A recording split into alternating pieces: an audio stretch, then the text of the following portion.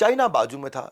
China उस समय boom कर रहा था, उसको उस समय हाईवेज, एयरपोर्ट, बहुत कुछ बनाना था। चाइना को उस समय स्टील की बहुत जरूरत पड़ने वाली थी, तो उन्होंने सोचा कि मैं कजाकिस्तान का स्टील प्लांट खरीद के उसको वहां से चाइना में एक्सपोर्ट करूंगा, बिल्कुल पास से, मेरी लॉजिस्टिक्स की कॉस्ट बचेगी। तो स्टील प्लांट को वहां खरीदो जो मार्केट के एकदम नजदीक हो। मार्केट क्या है इनकी? चाइना, जहां माल बेचेंगे। और प्लांट कहां है? कजाकिस्तान में, फट से पहुंच जाएगा वहां माल। कजाकिस्तान से चाइना नजदीक पड़ रहा है। तो एक्सपोर्ट करने से पहले मित्तल इन सब फैक्टर्स का बहुत ध्यान रखते थे। सूटेबल पेमेंट टर्म रखते थे, करेंसी रिस्क का, ऊपर नीचे होने के फ्लक्चुएशन का ध्यान रखते थे, क्रेडिट रिस्क का ध्यान रखते थे, कमर्शियल टर्म्स को बहुत डिटेल में पढ़ते थे। हालांकि डील फटाफट करते थे, लेकिन टीम को पीछे छोड़ देते थे। बाद में टीम को छोड़ देते थे कि भाई मेरा शिपिंग पार्टनर चेक करके आओ कौन रहेगा, कस्टमर के, मेरे को जो मैनेज करने कस्टमर के प्रोसीजर्स चाइना में वो क्या रहने वाले हैं, मैं वहाँ के ट्रेड लॉज को कैसे कंप्लाई करूँगा। कल को मैं यहाँ कंपनी खरीद लूँ और चाइना के साथ डील ही ना कर पाया तो फंस जाऊँगा, तो मेरे लिए इन्वेस्टमेंट हो गई और मेरा रिटर्न ऑन इन्वेस्टमेंट आया ही नहीं। तो सोवियत रिपब्लिक में जब ये फाइनेंशियल मेस आ चुका था बहुत ज़्यादा, और वो सोवियत रिपब्लिक अब रशिया बनने वाला था, मित्तल ने उस समय टाइमिंग का फायदा उठाया। वहां पे एक जगह थी जिसका नाम था टर्मिटाऊ। वहां पे उन्होंने एक स्टील वर्क्स को एक्वायर किया, और कैसे? केवल $400 मिलियन में। लेकिन मित्तल ने हमेशा एक चीज का ध्यान रखा है, जितना पैसा लगना चाहिए उससे कम लगाऊंगा। इसके लिए मित्तल ने investment banker, financial planning analysis, FPNA बोलते हैं इसको, उनकी टीम लगाई, जिनका काम था कि ट्रांजैक्शन के पहले सारे पोटेंशियल रिटर्न को चेक करो। मैंने फिर से बोला, खुद का प्लांट खोलने की जगह खुद की टीम खोली। खुद के अलग अलग अलग अलग अलग अलग देशों में जाकर के अपने प्लांट बनाने की जगह एक हेड ऑफिस में अपनी टीम बनाने पे ज्यादा फोकस किया।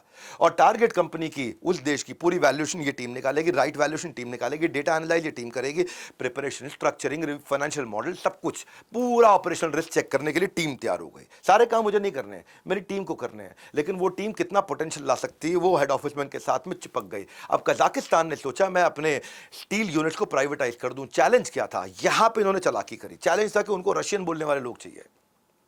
वो कंफर्टेबल नहीं थे कि जिसको रशियन नहीं आती उसके साथ काम ना करने में, उनको काम नहीं करना चाहते, उनको अंग्रेजी बोलने वाले लोग पसंद नहीं थे।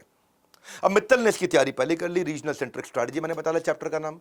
क्या तैयारी करी? 2 साल पहले से ही अपने कुछ इंडियन खास स्टाफ को उन्होंने रशियन क्लासेस देनी शुरू कर दी और रशिया भेज दिया। रशियन सिखा के रशिया भेज करके 2 साल, समझ रहे हो बात को कितना लंबा सोच, 2 साल उनको वहां पे रशियन स्टील कंपनीज के अंदर नौकरी लगवा दी। अब उससे क्या हुआ? इसको बोलते हैं इंडस्ट्रियल एस्पाइनेज। एस्पाइनेज का अर्थ क्या हुआ कि आपने अपने रशियन लोगों के बीच में अपने जासूस, अपने बिजनेस जासूस भेज दिए। वो जा करके और रशियन लोग कितने रुपए में खरीदेंगे उस स्टील कंपनी को, वो कजाक की स्टील कंपनी को कितने में खरीदेंगे वो भी समझ गए। रशिया में काम करने के तरीके को समझ गया, कजाकिस्तान के लोगों के साथ काम कैसे करना है वो सारे तरीके समझ गया। अब उनको वापस बुला लिया, फायदा बहुत हो गया। आप जाकर के वो एम्प्लॉय सीख चुके हैं कि कितना पैसा रशियन लगाएंगे। स्ट्रैटेजी काम करी, इन्होंने सूटेबल बिड डाली और उस बिड से इन्होंने रशिया को बीट कर दिया।